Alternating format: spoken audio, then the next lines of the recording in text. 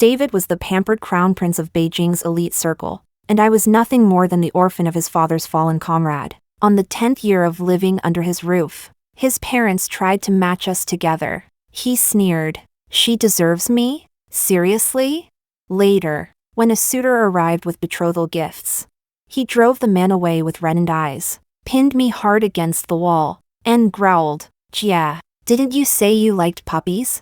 Woof. Chapter 1. Nightclub. Neon lights flickered, noise surged, and the young girls on stage spun lightly in their dance. I pushed open the VIP private room door with practiced ease. David lounged lazily in the central main seat. His long, defined fingers played idly with a glass of whiskey, the amber liquid swaying between his fingertips to the rhythm of the music. The men and women inside noticed the sound of the door. Their gazes swept toward me in unison. David's playboy friends were not surprised. They looked at me with expressions that said they were ready for a good show. He lifted his peach blossom eyes slowly toward me. His eyes narrowed slightly, the arch of his brow lifting in a lazy tease. I raised my hand and pressed the switch on the wall. The music in the private room cut off abruptly. The overhead light snapped on, exposing all the earlier decadence without mercy. Everyone out. I looked toward the heavily made-up girls on the stage. They exchanged glances before finally lining up and filing out one by one. Tisk. David's little secretary is here to check up on him again. Someone mocked in a nasal, sarcastic tone, more punctual than an alarm clock. The moment our David stays out past midnight, the little secretary shows up for inspection. A mighty crown prince being controlled so tightly by a little secretary, who would believe that if we said it out loud? Exactly. Last time we were drag racing on Akina Hill, the tires weren't even warm before the little secretary called to hunt him down.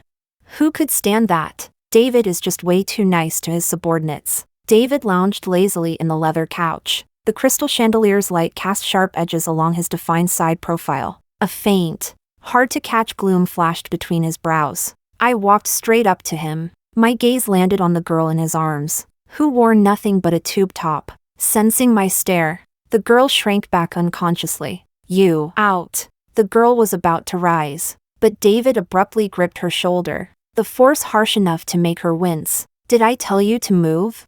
His voice was soft, but the temperature in the entire room dropped to freezing. The girl froze where she was, not daring to breathe. I repeated myself, my tone sharper. "Out." The girl was clearly new. Her fingers twisted the hem of her skirt helplessly. She had just begun to shrink away to stand when David's Adam's apple moved slightly. "Sit." She stiffened again, like a rabbit trapped between two wolves.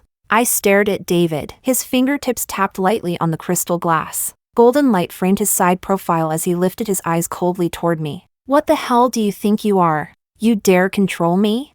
I ignored him, my tone even colder. "Out. Sit. Out. Sit." And so, the girl kept half standing, then sitting, back and forth. Mocking laughter echoed throughout the room. I finally lost all patience. I pulled out a stack of cash and slapped it onto the coffee table. My voice rose sharply. "Get out, now." The air froze. The girl's face flushed. She glanced at David, seeing that he stayed silent. She grabbed the money and fled in panic. Only after a long moment did David slowly lift his eyelids. The icy hostility in his gaze faded almost imperceptibly. He propped an elbow on the armrest and massaged his brow with his fingertips. A teasing smile curved at his lips. "You chased away my midnight snack. Are you planning to take its place?" Chapter 2. I was the personal assistant appointed by David's father specifically to look after the young master of the family. Everyone in the capital's elite circle knew that David was born with a dangerously attractive face. Those fox-like peach blossom eyes curved with a smile, and a single glance from him could capture someone's soul. Unfortunately, his personality was far too unruly and indulgent. He had no interest in the family business at all and spent his days drowning in pleasure and nightlife. His father needed someone trustworthy to keep an eye on him. So he chose me. My father had been David's father's comrade in arms in the military. When I was 14, my parents were killed in an explosion while chasing down criminals. David's father volunteered to adopt the orphan left behind by his old comrade. During these 10 years, David's parents cared for me meticulously, their kindness immeasurable. After I graduated, David's father entrusted this responsibility to me. I knew from the beginning that this task wouldn't be easy, because David hated me. Ever since I entered their home, David's parents treated me like their own daughter, even caring for me more than they did David, afraid I would feel out of place in the family. But the more they cared about me, the more David, an only child, felt the sting of comparison. Although he was younger than me, he never once called me sister. He even turned that sense of displacement into hostility toward me. But for the sake of my uncle's kindness, I gave up the career I loved after graduation and became David's personal secretary. Chapter 3. As soon as he spoke, the smiles on his friends' faces widened. Mocking laughter rose one after another, their playful gazes wrapping around me. I stared at David. If you keep acting on your own, I'll report everything to Uncle truthfully. His long lashes trembled slightly, a shadow passing through his eyes. Normally, this would be the point where David and I locked horns, arguing back and forth.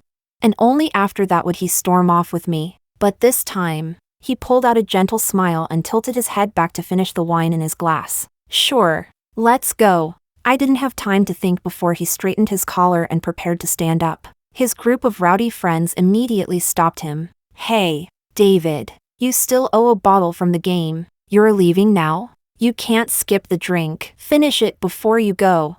A bottle of brandy was shoved in front of him. He took it and casually placed his arm over my shoulder. The scent of mint and cedar mixed with alcohol drifted toward me. Secretary, I think I'm a little drunk. His gaze burned through me, his warm breath brushing against my ear. How about you drink it for me? If you do, I'll leave with you. Brandy had a high alcohol content. He was deliberately making things difficult. But after navigating business events by his side for 3 years, my alcohol tolerance was more than adequate. I finished it in one go, never noticing the flash of triumph in his eyes. Chapter 4. The elevator was silent. David stood with his back to me, his tall, lean figure casting a shadow. The elevator doors slowly closed, trapping us in the narrow, sealed space. We were on the 5th floor of the hotel. It shouldn't take long for the elevator to reach the lobby, but after a while, it still hadn't arrived.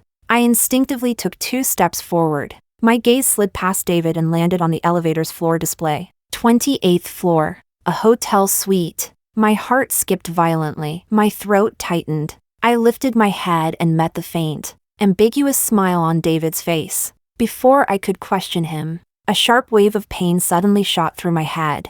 My vision went dark, my body swaying uncontrollably. A warm hand wrapped around my waist, steadying me with just the right amount of force. I clutched David's suit collar, the brandy flashing through my mind. What did you make me drink? He let out a lazy, careless chuckle. With slow, deliberate movements, he tucked a strand of hair behind my ear. Just added something. His voice was light, almost languid. But don't worry, you won't die because what I added. He leaned in, his breath warm against my ear, was only something to heighten desire. Chapter 5. I only knew that David was wild and reckless. Although he had outstanding looks, his temperament was sometimes like that of an immature child. But I never imagined this little bastard could be so shameless. I clung to him weakly. My body felt like it was on fire, unbearably hot. Warm lips instantly covered mine. I could only let out a faint whimper.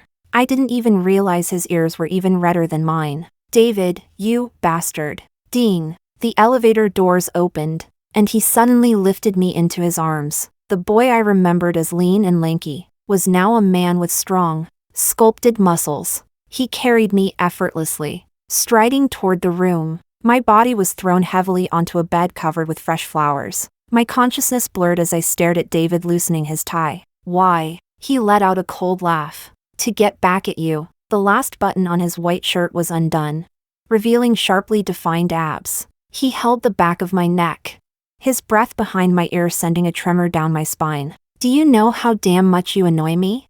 With one pull of his large hand, cold air swept across my back. I forced myself up, but he pushed me down again, his tone teasing. I told you, you chased away my midnight snack, so you'll take its place. His bony hand grasped my cheeks, tightening hard. My lips were forced open. A long, cold index finger slid into my mouth, stirring wildly. Shame flooded my face with heat. Still going against me, baby?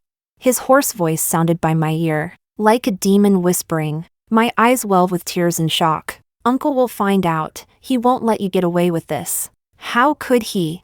He let out a sneer, his gaze darkening. You're the one who drank the wrong wine, and I am willingly offering myself as your antidote. Bastard! Shameless! Scumbag! If I had known, I wouldn't have done this. In my heart, I cursed him 10,000 times, regretted it 10,000 times more, but I still couldn't withstand his growing recklessness. Baby, why do you always dress so pure?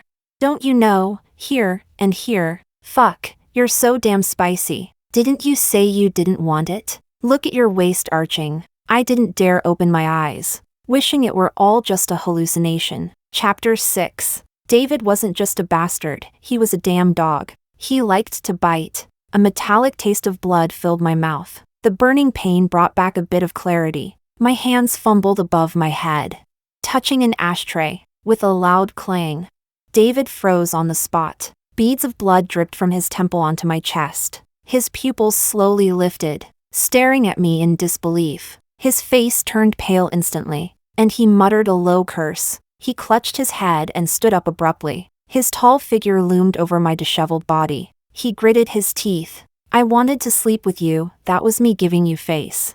I glared at him, refusing to back down. Go to hell. He grabbed his clothes and threw them on. If I touch you again, I'm a fucking dog.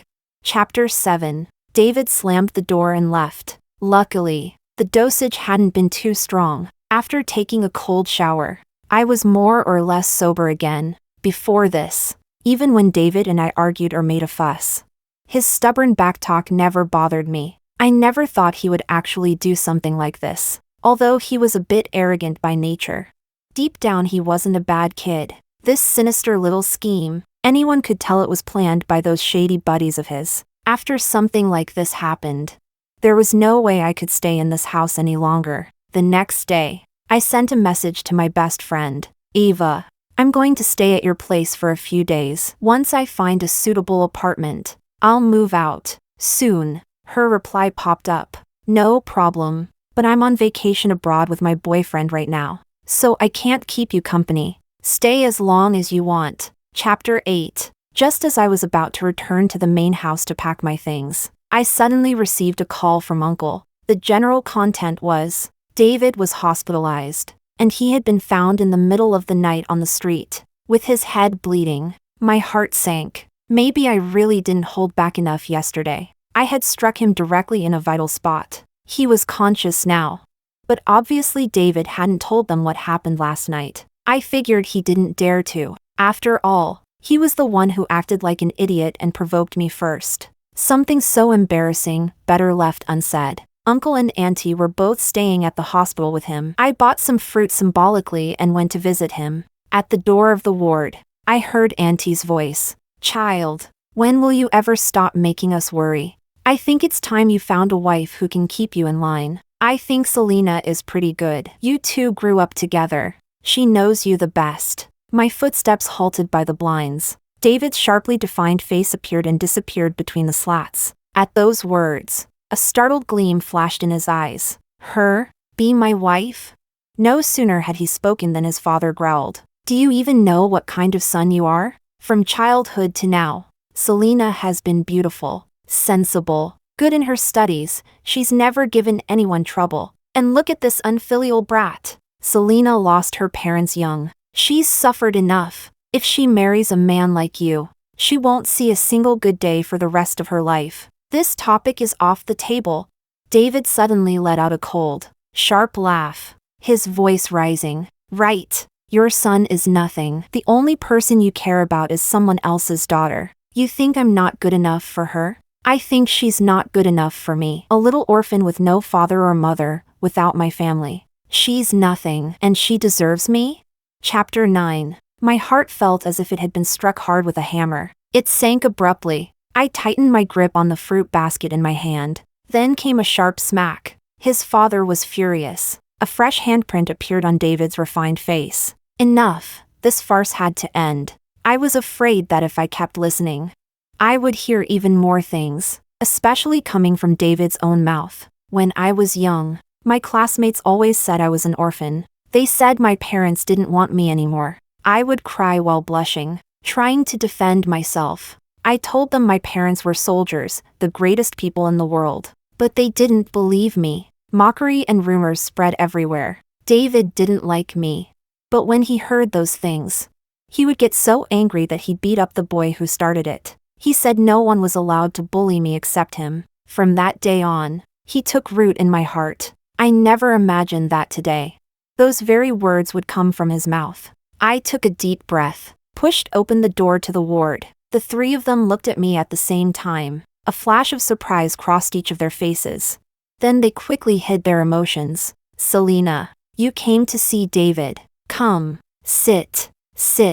Auntie took the fruit basket and pulled me to sit down. David turned his face to the other side, so I couldn't see his expression. Family member, come take the blood test report. A nurse tapped on the glass of the blinds. Uncle walked out with a dark expression. Auntie said a few words to me and followed him. The ward was left with only David and me. After a moment of silence, his Adam's apple bobbed. You heard all of it? I lowered my eyes and forced a smile. It's fine. What you said was the truth. He frowned slightly and shot me a glance, then looked away. As long as you understand, know your place, don't have unrealistic fantasies about me. Chapter 10. 2 days later, David had mostly recovered. After he was discharged, Uncle and Auntie planned to take a vacation abroad. David and I saw them off, watching the car drive out of the main house gates. I turned back upstairs to pack my luggage. Coming downstairs, I saw David sinking into the sofa. A faint crimson ember flickered between his fingers, the swirling smoke blurring his features. The sound of my footsteps disturbed the silence. He lifted his eyelids, his gaze landing on the suitcase in my hand. His Adam's apple moved heavily. His thin lips pressed into a tight line. But in the end, he said nothing. He simply crushed the ember into the ashtray. The force sharp and violent, dragging my suitcase. My fingers touched the metal doorknob. Suddenly, behind me, his icy voice cut through the silence like a blade. Stop. My feet froze. I turned around. He had one hand in his pocket, walking toward me step by step. A faint cedar scent lingered at my nose. He stopped right in front of me, his chin lifted slightly, looking down at me with a gaze almost like an inspection. What are you doing? I asked. His cold eyes swept slowly across my face, then to the suitcase in my hand. Without a trace of warmth, his thin lips parted, and the words he spoke were like icy blades dipped in poison. I have to see if you decided to take anything from my house on your way out. My heart clenched hard. A sharp, bitter ache surged to my eyes along with freezing humiliation. I actually thought he might stop me, suppressing the lump in my throat and the burning at the corners of my eyes. I raised my gaze and met his icy stare. Do you want to search me?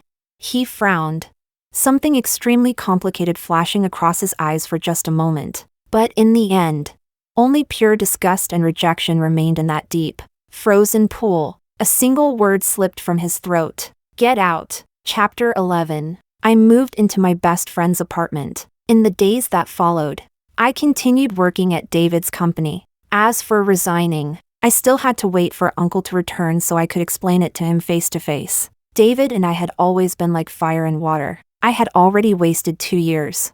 I couldn't afford to waste more time. I was just an orphan with no father or mother. I had to carve out my own future. I was lost in thought when a stack of documents fell lightly onto the corner of my desk. Looking up, David was standing in front of the table, tapping his fingertips twice on the surface. Selena, bring it in after you're done. His voice carried no emotion. I agreed. When I reached the door of his office again, I seemed to feel faint, subtle gazes from the people around us. I knocked lightly. David's voice came from inside, tinged with a hint of impatience from being interrupted. Wait. About 20 minutes later, the door opened. A figure slipped out. It was a girl, wearing a strappy camisole completely out of place in an office setting. On her fair neck, a faint red mark stood out conspicuously. The girl from the KTV last time. Her eyes met mine briefly before she looked away in a hurry. She forced an unnatural smile and quickly walked past me.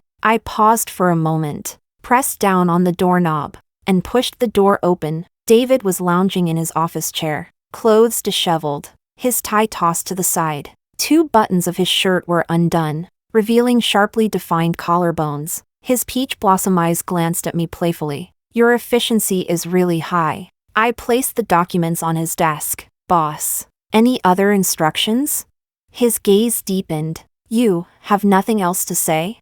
"No. If this were before, the moment I saw him behaving out of line, I would have nagged him, argue where necessary, debate where necessary, always needing to set things straight. But now, it no longer mattered." Chapter 12. Near the end of the workday, a message popped up on my phone. "I'll pick you up for dinner tonight. I'm waiting downstairs." I glanced out the window. A black Porsche was already parked downstairs. A man leaned elegantly against the car door, posture graceful and refined. He was my blind date partner. His name was Joel. I had no idea where the matchmaker got my contact information. When he added me, I was completely confused. Later, after checking his friend circle posts, I thought he seemed like a decent person. Since it happened, getting to know him wasn't a bad thing. I should have a home of my own too. Sensing my gaze, Joel looked up and lifted a hand in greeting. "No wonder you were in such a hurry to move out. Turns out you found a wild man."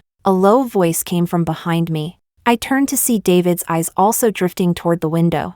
Filled with coldness, I ignored him. After work, Joel picked me up and had just opened the car door for me when, "Selena." David's voice came from behind. Joel and I turned our heads at the same time. "And he is?" Joel asked. "My boss." Hearing that, Joel gave him a polite smile. David only glared darkly. His eyes locked on me. "You're accompanying me to a business dinner tonight." Joel looked troubled and turned to me. "Selena, you still have work?"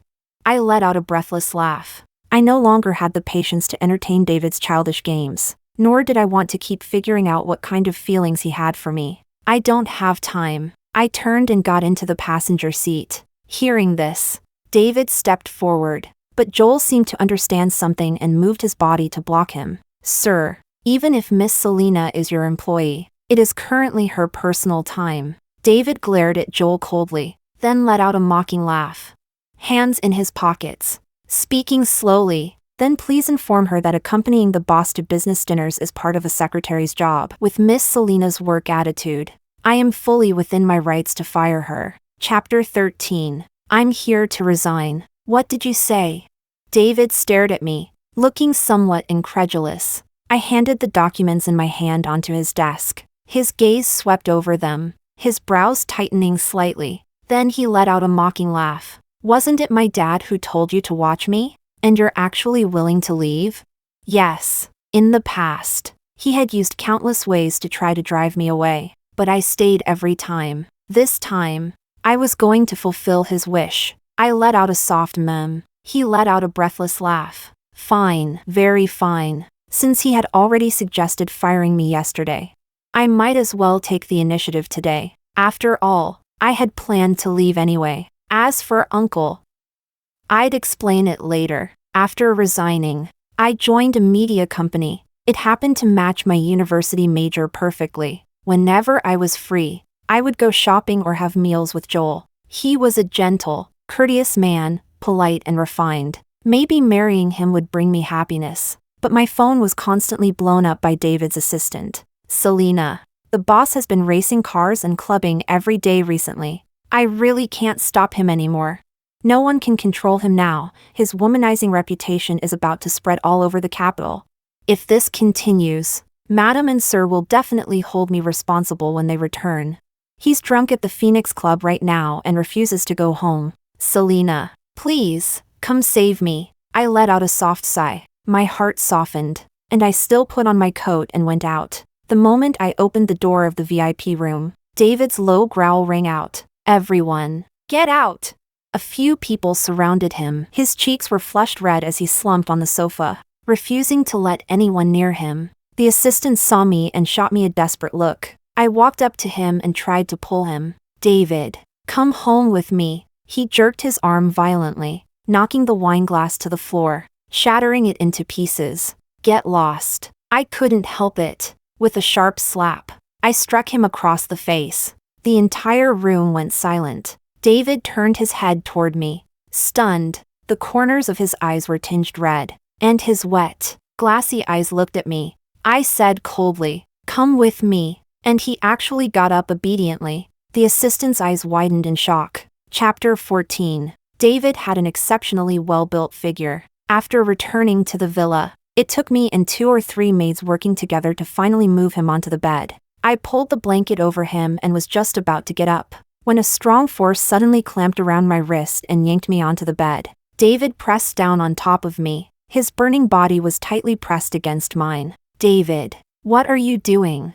He lifted his eyes to look at me, his gaze dark and unclear. He slowly exhaled a single word, "You." Then a hot, lingering kiss claimed my lips. His hands didn't stay idle either, roaming everywhere like a wild, uncontrollable beast. All my resistance was swallowed between our lips and teeth. My whole body lost strength as I clearly felt him taking whatever he wanted, until something, completely unobstructed, pressed against my thigh. My phone rang. David's movements suddenly stopped. He looked toward my phone on the nightstand. Joel's name was lit up on the screen. Before I could react, he had already snatched the phone, using his body to pin down my legs. He trapped both my wrists above my head with one hand. He brought the phone to my face. He lowered his head and bit my earlobe lightly. His voice was hoarse, laced with a wicked amusement. "Should we let him hear what we're doing?"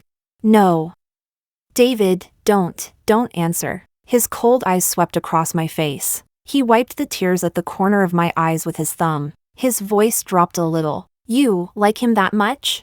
My body trembled uncontrollably, tears streaming down. "Tell me, has he slept with you?" His breathing grew heavier, his eyes narrowing, carrying a dangerous edge. "Think carefully before you answer. Speak." I clenched my teeth, my voice trembling. "No, he didn't, he never." A faint curve tugged at his lips. Then he lowered his head, licking the tears on my cheek. Then from my chin, to my neck, to my collarbone, leaving a trail of red marks behind, accompanied by his heavy breathing. My knees were forced apart. My fingers sank into his hair. My voice carried a pleading tone. "David, don't do something that will make me hate you." His body suddenly stiffened. Struggle flickered in his eyes, a sliver of clarity breaking through. He took a deep breath, then lowered his head and bit down hard on my shoulder. Immediately after, he flipped over and lay on his back, forearm thrown over his eyes. In the darkness, a hoarse curse slipped out of him. Fuck. Chapter 15. I hurriedly put on my clothes and left. For the following week, I didn't receive any news from David. It was as if everything had returned to peace. Joel and I dutifully went through the motions of what couples were supposed to do. Shopping, eating, taking walks, holding hands, hugging. But I didn't feel any flutter in my heart, compared to being in a relationship. It felt more like we were completing tasks on a checklist. After work that day, Joel, just like always, sent me to my apartment building. He suddenly suggested that he wanted me to try his cooking. Seeing how insistent he was, I agreed. He was busy in the kitchen. I picked up my phone to check my messages. Sliding the screen open, the chat interface stunned me. This wasn't my phone. It was Joel's, left open to his conversation with a friend. I stared at the messages, as if struck on the head. His friend. "Bro, you really want to marry that girl? No parents, no support, no one to back her up. Joel, you know shit. Getting married costs too damn much nowadays. No parents means no bride price. I basically get a woman for free. Even the car I rented is almost due. Tonight I have to get her." My stomach churned suddenly. Not sadness, pure, absolute disgust. In front of me, he acted so gentle, refined, affectionate. I never imagined he was this kind of person. At that moment, a knock suddenly sounded at the door. I opened it. David was standing there. Before I could say anything, footsteps came from behind me. Joel walked over in an apron. The two faced each other, and it looked like fire was about to shoot out of David's eyes. He pointed at Joel and looked at me. "You're living with him?" Joel wiped his hands with a towel and then tossed it aside with a loud paw. He stood up straight in front of David. "Yes." I anxiously turned to Joel. What are you talking about? Before I finished, a loud bang, a fist slammed into Joel's face, sending him stumbling backward, knocking over a chair. A bruise immediately bloomed on his cheekbone. Ah, David! David strode forward, grabbed Joel's collar viciously, and threw another punch. David! Stop! I panicked, but all I did was shout. I didn't stop him. What was happening? Why did it feel kind of satisfying? Joel tried to fight back, but David pinned him down effortlessly. Please, David grew up boxing. A few more punches slammed brutally into Joel's stomach. Joel's face was swollen blue and purple, blood at the corner of his mouth. If this kept going, someone was really going to die. I rushed over and grabbed David's arm. That's enough! His eyes were red as he stopped. He gritted his teeth and glared at me. You're stopping me to help him? No, was this a fight? This was a one-sided beating. Chapter 16. Seeing David momentarily relax. Joel seized the chance, scrambled to his feet, and crawled his way out. He even turned around to throw a threat. Cur, just wait for me.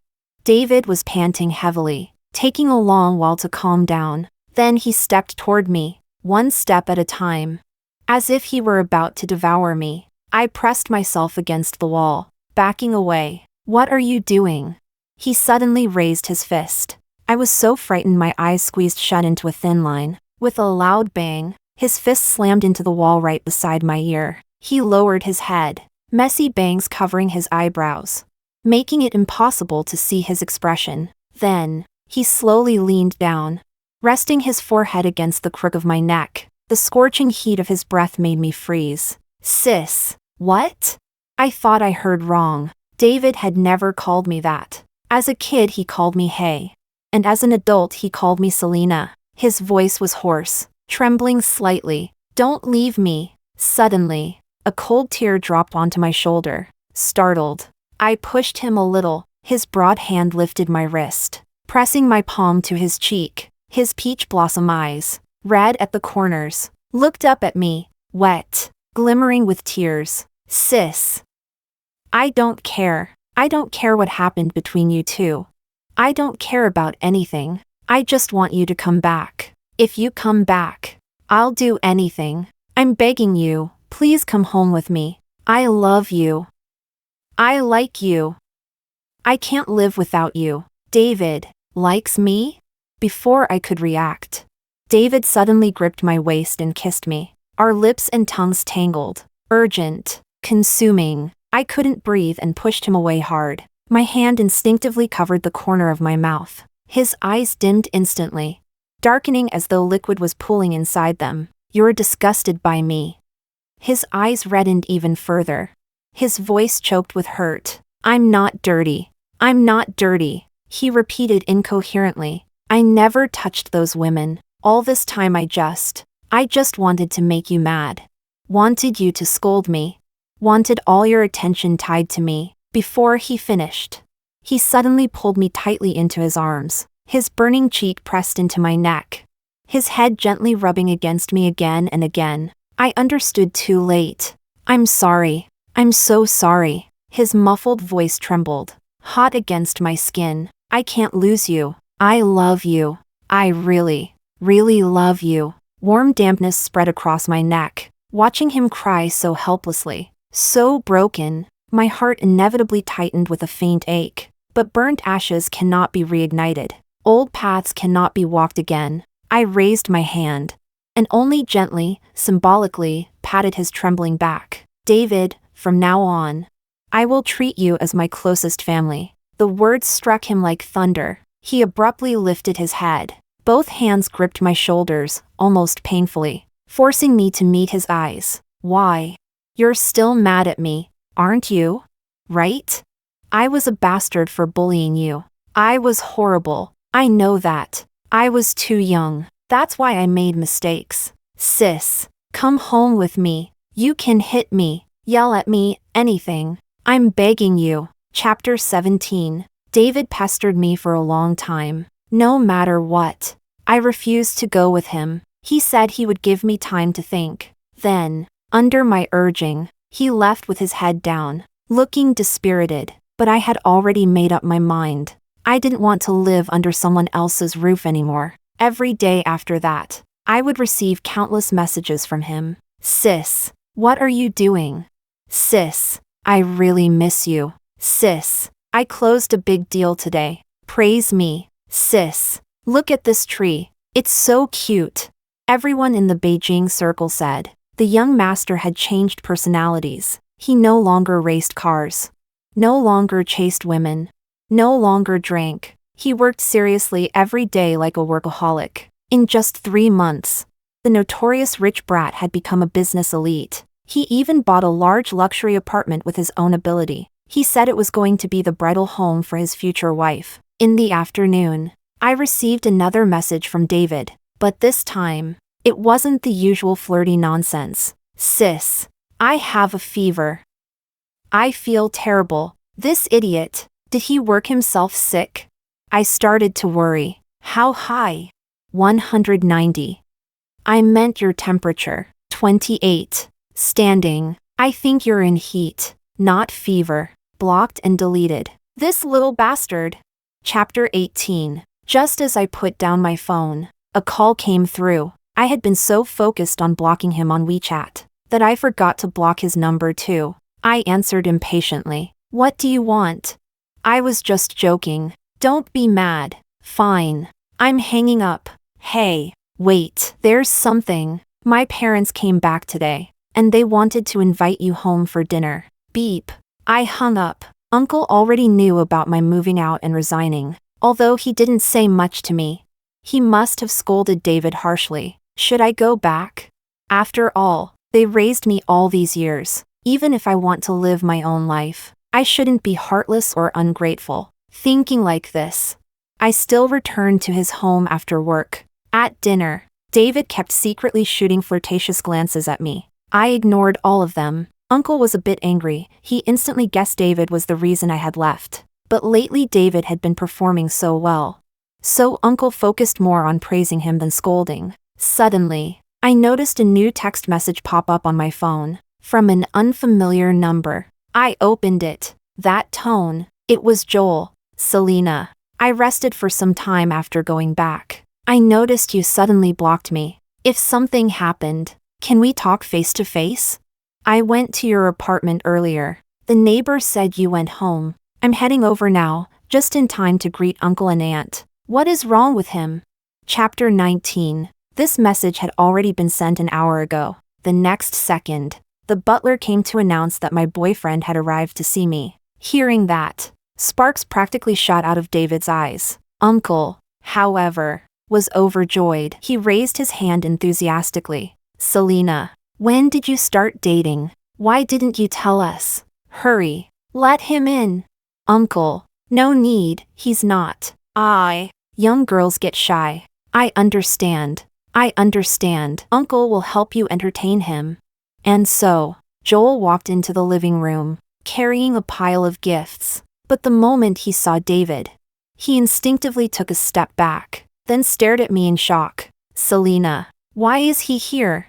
In this bizarre atmosphere, Uncle and Aunt exchanged looks, their eyes bouncing between the three of us. The malice in David's eyes gradually cooled. He put one hand in his pocket, took a step forward. He let out a cold laugh, looking down at Joel. Because I'm her fiancé. Me? Uncle? Aunt?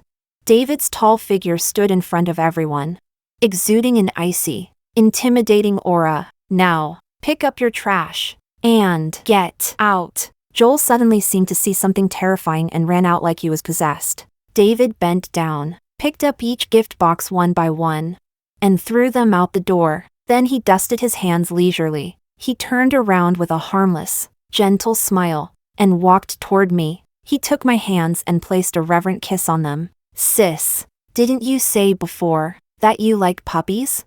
Woof, will you marry this puppy? I knew these childhood sweethearts couldn't possibly be without feelings. Hurry and prepare the engagement. No, the wedding. You brat. If you ever dare mistreat Selena, I'll beat you to death. Such a good girl like Selena, how did she get snatched by the pig in my house? Dad, do you have to insult me? Forget it. As long as I can marry her, pig is fine. Ah. Chapter 20. The noise of the wedding banquet was finally shut out by the heavy doors. The man lay obediently on the bed. His cheeks flushed red. He held my hand and guided it to the pair of fox ears on his head. Do you like them?